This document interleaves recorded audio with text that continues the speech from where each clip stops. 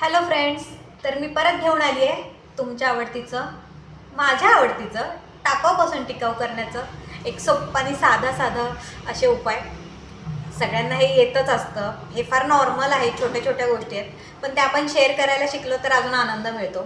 तर मग मी तुम्हाला काल बोलली होती ना की मी उशीचे कवर शिवणार होते, तर हे मी माझ्या पदरापासून बनवलेले 2 उशीचे असे छानसे सुंदर कवर आहे.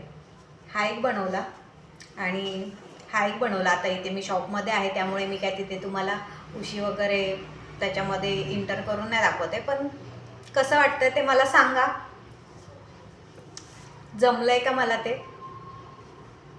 काहीतरी डोकं लावलं. कसं असतं, पाहुणे वगैरे आले की खूप छान वाटतं, काहीतरी वेगळं असं छान वाटतं दाखवायला, बघायला, करायला.